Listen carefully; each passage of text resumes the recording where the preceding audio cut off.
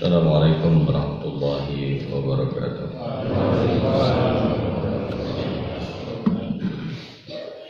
Subhana wa asbaha bukulillah walhamdulillah wala hawla wala quwata illa billahil aliyyil azim.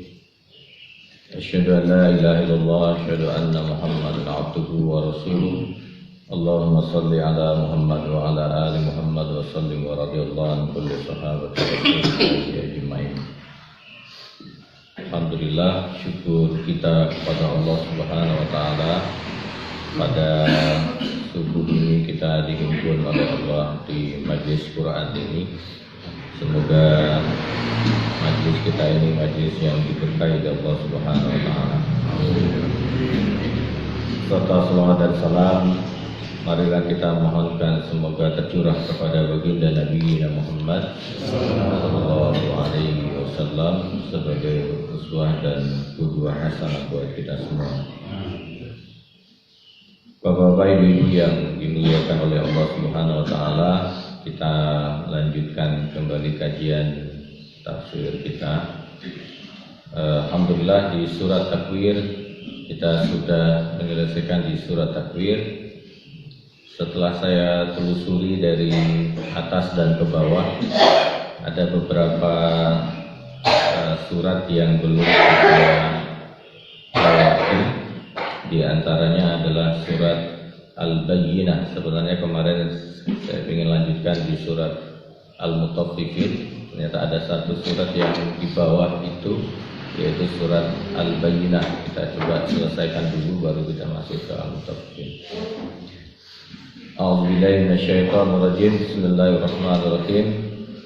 Lam yakunil ladzina kafaru min ahlil kitabi wal musyrikina munfakkina hatta ta'tiyahumul bayyinah rasulun minallahi yatlu suhufan mutahharah fiha kutubun qayyimah.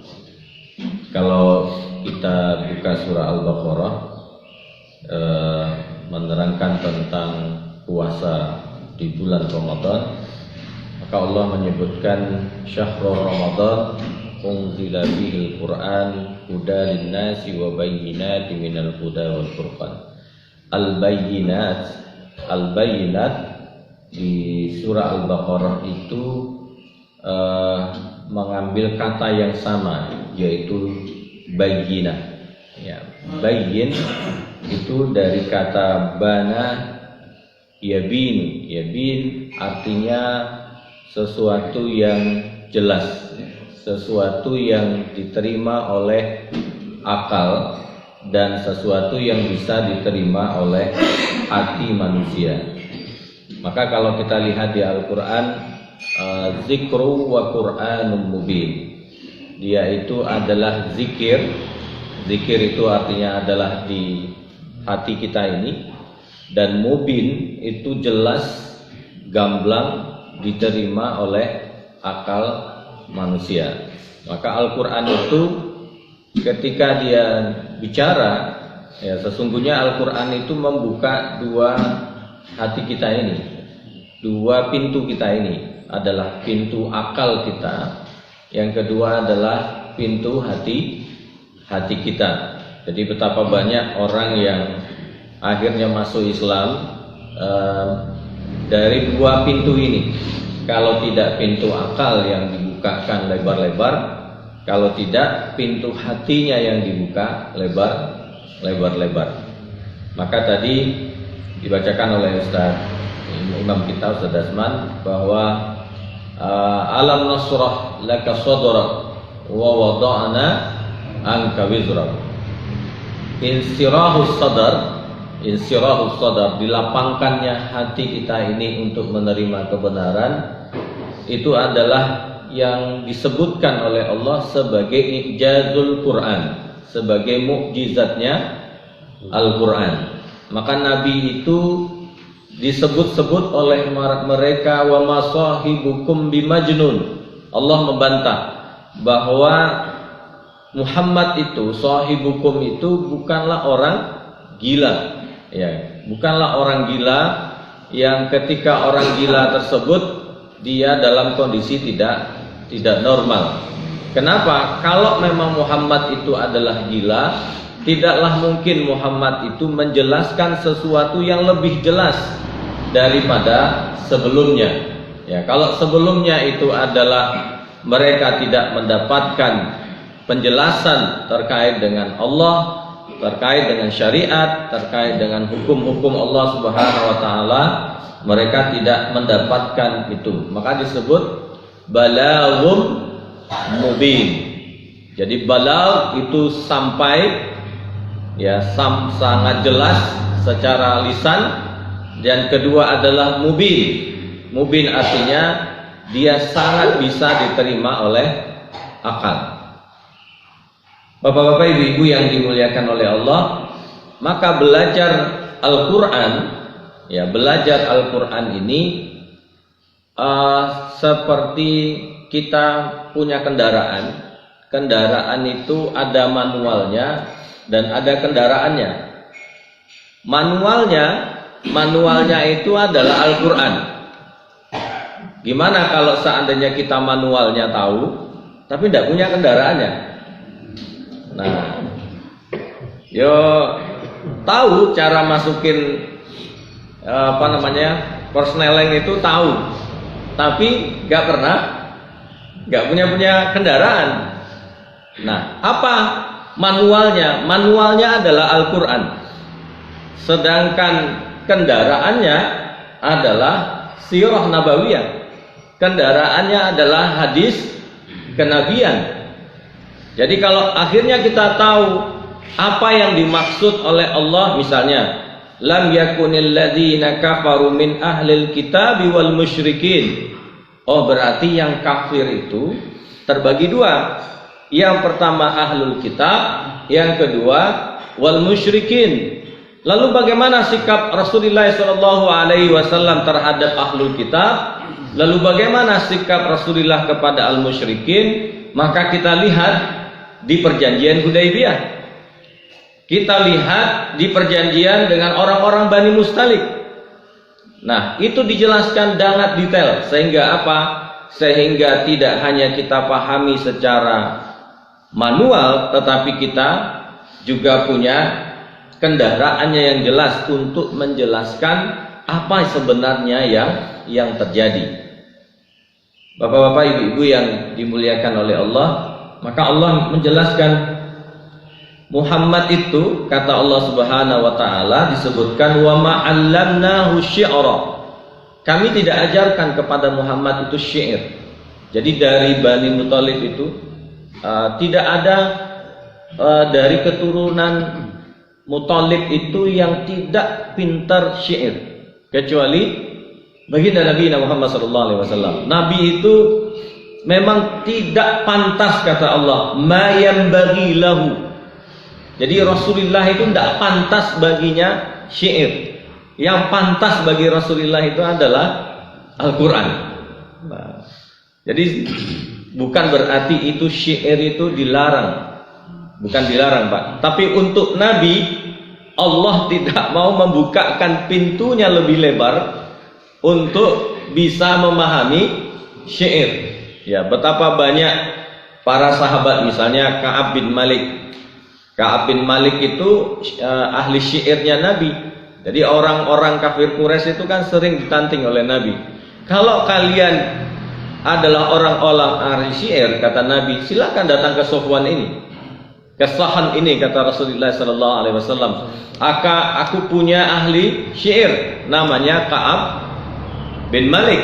Ya, Ka'ab bin Malik ini sahabat yang ketika perang Khaybar itu beliau tidak ikut karena lagi musim panas. 2 hari lagi panen. 2 hari lagi panen, ya seperti kita mau panen. Setelah itu Rasulullah memerintahkan untuk ikut perang di Khaybar. Tapi beliau, ya Rasulullah, ini tanggung, ini tinggal 2 hari. Kalau tidak dipanen, maka kormanya akan rusak. Mau panen atau ikut perang Khaybar? Nggak apa-apalah, kata Ka'ab bin Malik. Nanti bisa saya susul. Disusul dengan kendaraannya yang terbaik gitu kan. Ternyata setelah panen dia tidak berangkat, Pak. Kenapa? Karena kekenyangan gitu ya. Beliau ini ketika Rasulullah SAW pulang dari Khaybar, beliau tidak mau menyapa. Rasulullah tidak mau menyapa Ka'ab bin Malik ini selama 40 hari.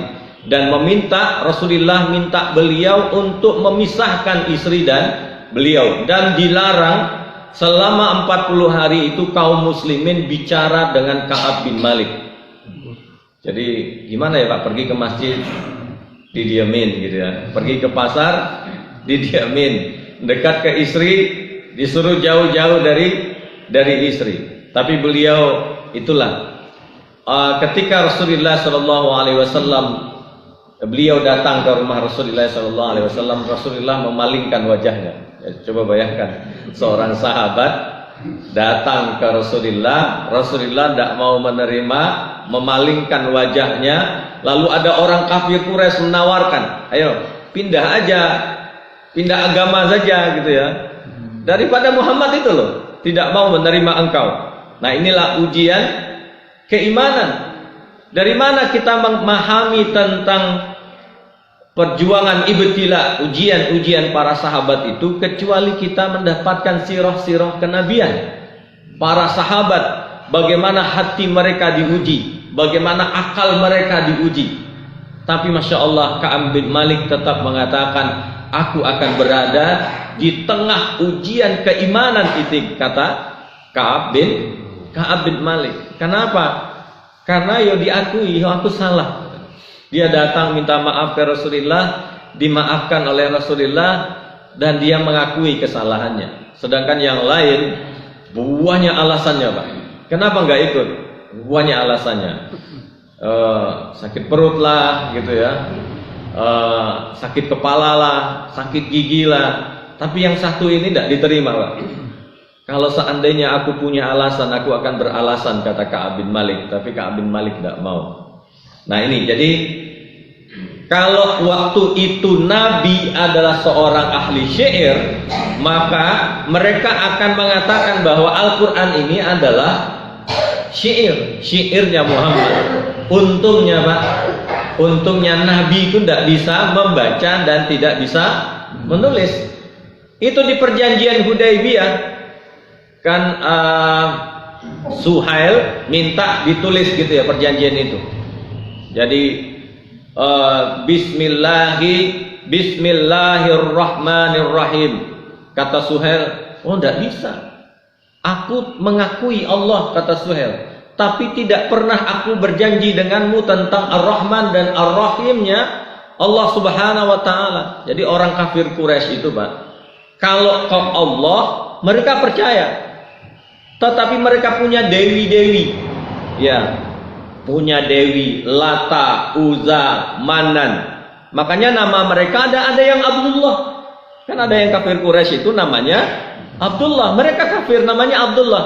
Keketuhanan uluhiyah itu, nah itu mereka percaya Pak. Tapi kalau ke Muhammad ya Rasulullah belum. Makanya Bismillahi Allahumma, tapi tidak ada ahya wa amutnya ya. Apa kata Suhail ketika itu? Yuk bikin aja Suhail bin siapa? Muhammad bin Abdullah. Jangan bawa-bawa Rasulullah, katanya. Aku tidak mengakui engkau Muhammad, kata Suhail ketika itu.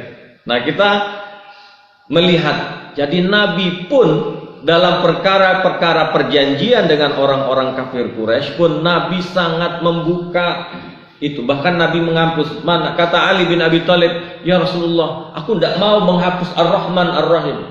Apa kata Rasulullah? Tunjukkan kepadaku mana kata yang menunjukkan Rahman Ar-Rahim itu. Ini ya Rasulullah, aku tidak mau menghapusnya, kata Ali bin Abi Thalib. Akhirnya diambil Rasulullah, ambil tangan cincinnya itu, digosok dengan cincinnya, maka terhapuslah Rahman dan Rahim itu, diganti oleh Ali bin Abi Thalib. Setelah itu Rasulullah, mana kata Rasulullah itu? Ini akhirnya diambil sama Rasulullah, dihapus, diganti dengan Muhammad bin Abdillah, Muhammad bin Abdillah.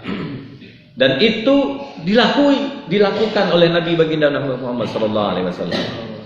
Jadi Nabi itu sangat memahami mana yang mutlak, mana yang muqayyad. Mutlak itu tidak bisa ditoleransi, dan mana yang masih sangat bisa ditoleransi. Dan Nabi Muhammad memperlakukan itu, dan perjanjian itu berlangsung. Dan salah satu yang kita lihat bahwa Umar bin Khattab yang sering protes. Ini perjanjian apa ini? Merugikan orang-orang kaum muslimin. Kata Umar bin Khattab. Nah, ini menunjukkan bahwa Islam ini memiliki dua pegangan yang kuat.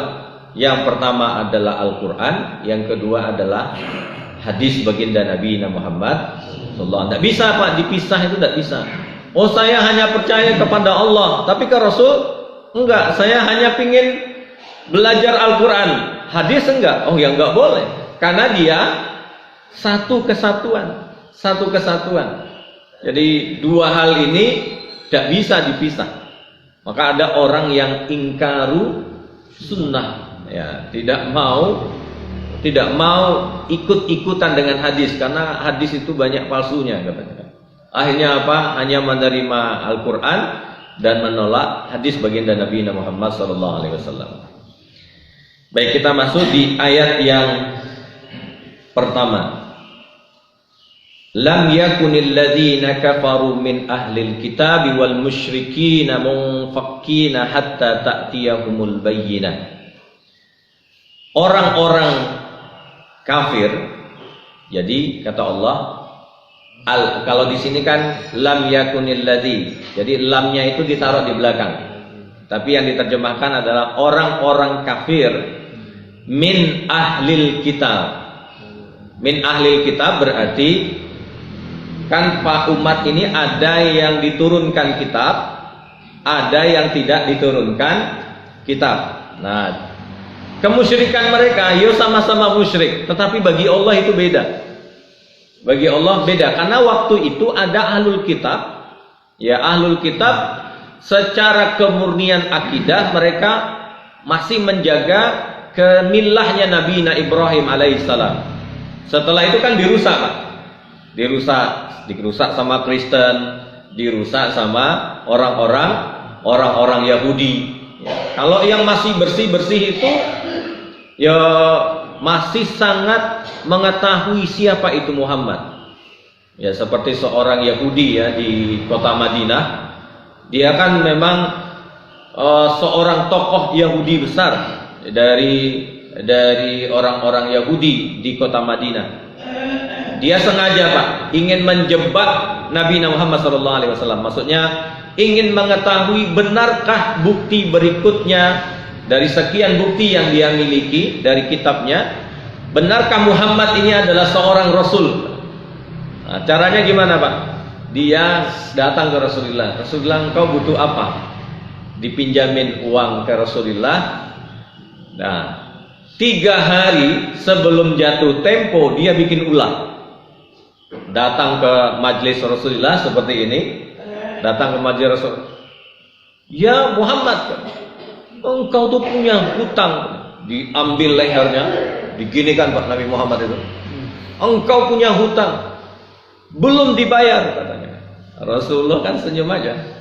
Ya kalau kita diginiin, wah ramai Pak. Sampai Umar bin Khattab itu, ini orang mau diapain ya kan? Kata Rasulullah, biarkan Umar. Ada apa kata Rasulullah? Engkau punya hutang kepadaku. Tapi Rasulullah tanya, apa kau udah jatuh tempo? Kata Rasulullah. Belum katanya. Loh, kalau belum sampai mau udah nagih katanya.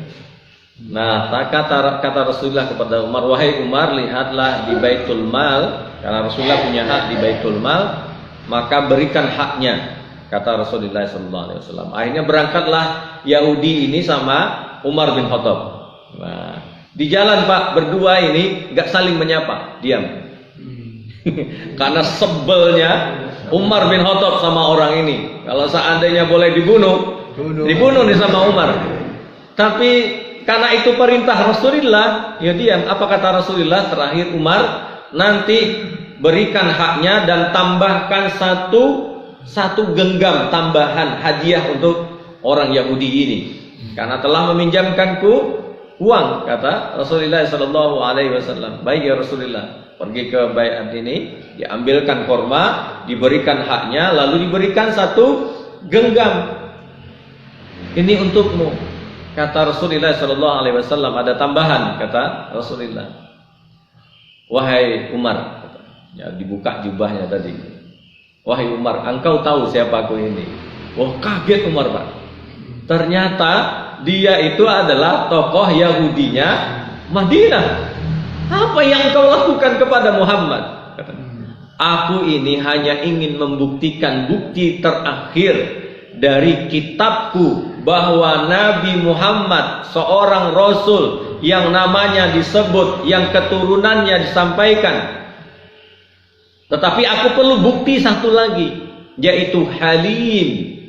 Dia adalah sangat penyabar, kasih sayangnya mengalahkan amarahnya.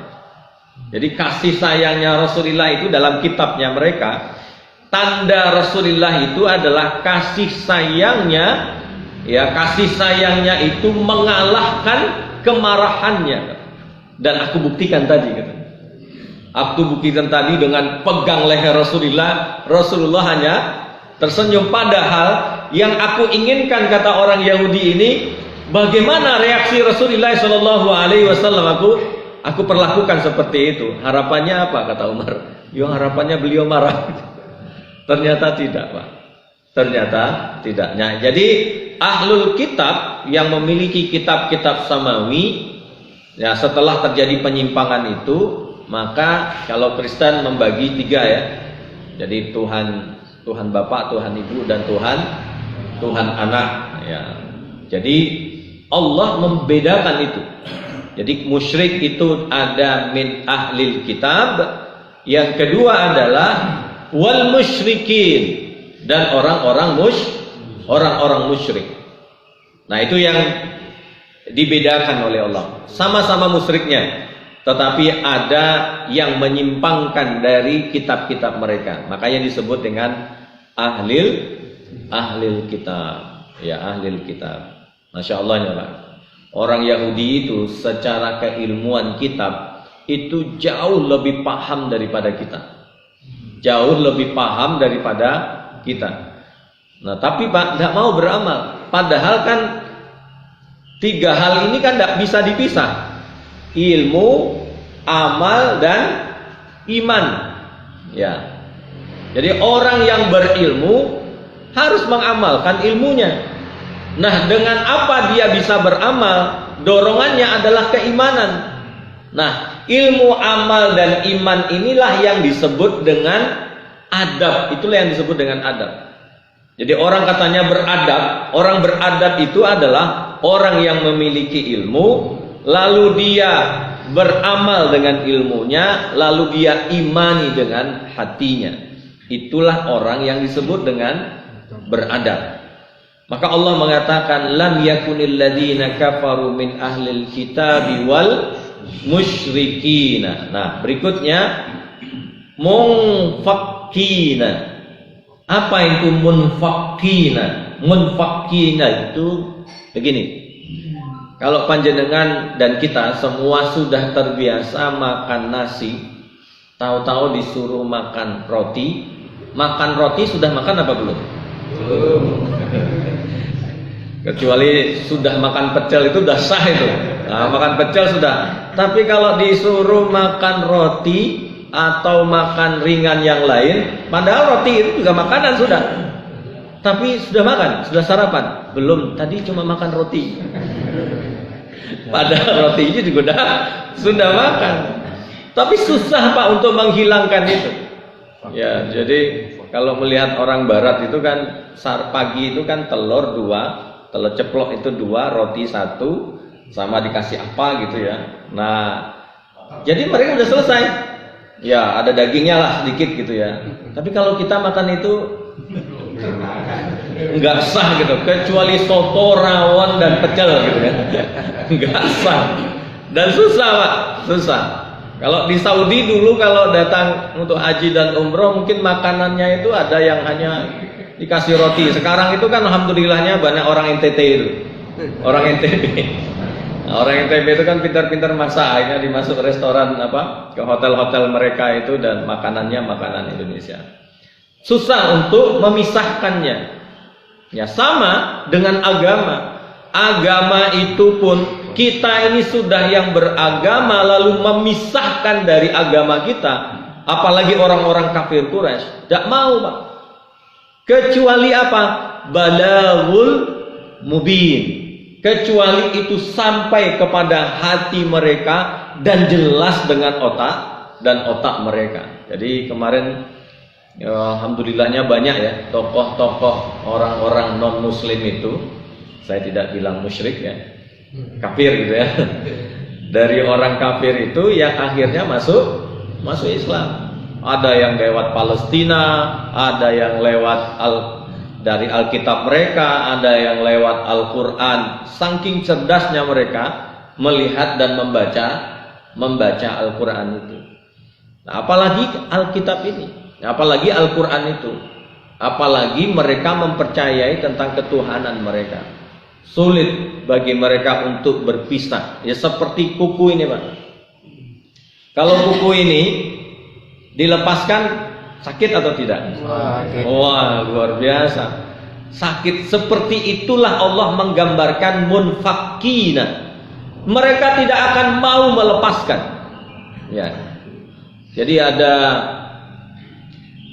saya dengar dari seorang ustadz, dia punya seorang teman profesor. Itu kalau di rumahnya itu sudah, Pak, kaligrafi Allah, bahkan di sininya itu ada kalimat la ilaha illallah. Ketika ditanya, kamu percaya nggak dengan kitab itu? Percaya dengan Allah, percaya. Engkau percaya dengan Muhammad? Sangat percaya. Kenapa? Karena aku adalah dosen teologi. Dia bertahun-tahun membuka Al-Quran itu. Tapi persoalannya, apakah kamu sudah bersyahadat? Belum. Kenapa, Pak? Banyak persoalan yang belum selesai. Gimana nanti istriku, bagaimana anakku, bagaimana ayahku. Nah, jadi kalau orang sudah Allah berikan insyirahul iman di hatinya, maka semua resiko. Nah, seperti Ustazah Mu'allaf yang dulu datang ke sini, itu kan luar biasa. Ya, dengan semua resikonya mengembalikan harta orang tuanya. Nah, jadi orang yang sudah masuk iman dalam hatinya, dia akan mau menerima munfakina hatta ta'tiyahumul bayyinah, sampai datang bukti nyata kepada mereka. Lalu sebagai penutup, apa yang disebut dengan al-bayyinah? Nah, di sini nggak disebutkan di ayat pertama itu apa yang disebut dengan hatta ta'tiyahumul bayyinah, sampai datang kepada mereka al-bayyinah. Apa itu al-bayyinah? Nah, dijelaskan di ayat yang kedua. Yaitu, tapi tidak ada yaitu di sini, Pak. Yaitu hanya rasulun. Nah, jangan kira tanwin itu tidak bermakna. Rasulun. Kenapa rasulun? Karena kalimat rasulun adalah li ta'zim, untuk pemuliaan. Jadi Rasul itu ada kemuliaan yang Allah berikan kepada kalian, kata Allah. Jadi Masya Allahnya, Pak. Kenapa sekedar, orang mengatakan sekedar selawat saja itu memberikan syafaat kepada kita. Jadi jangan kira panjenengan saya membacakan Muhammad sallallahu alaihi wasallam lalu jenengan menyambutnya sallallahu alaihi wasallam itu tidak punya manfaat. Karena kalimat itu saja itu memberikan syafaat kepada kita. Rasulun karena kemuliaan. Dan lebih lagi, Pak, rasulun minallah. Dan rasul itu dari Allah, dari aku, kata Allah. Jadi Rasulullah sallallahu alaihi wasallam, maka tidak boleh sebenarnya kita memisahkan antara Al-Quran dengan hadis dengan sirah nabawiyah. Ya, sebenarnya kajian kita sudah lengkap.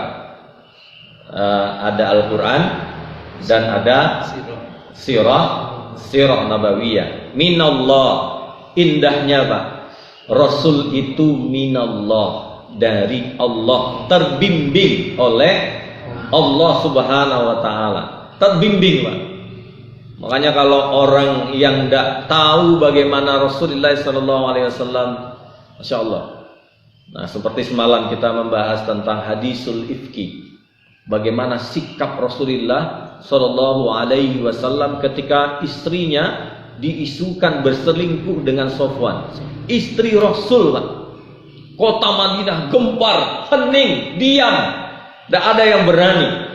Dan kita ingin tahu bagaimana sikap seorang yang mulia itu, bagaimana sikap seorang wanita Aisyah yang mulia itu, salah satu ya yang akan menjadi Sayyidatul Jannah di surga nanti.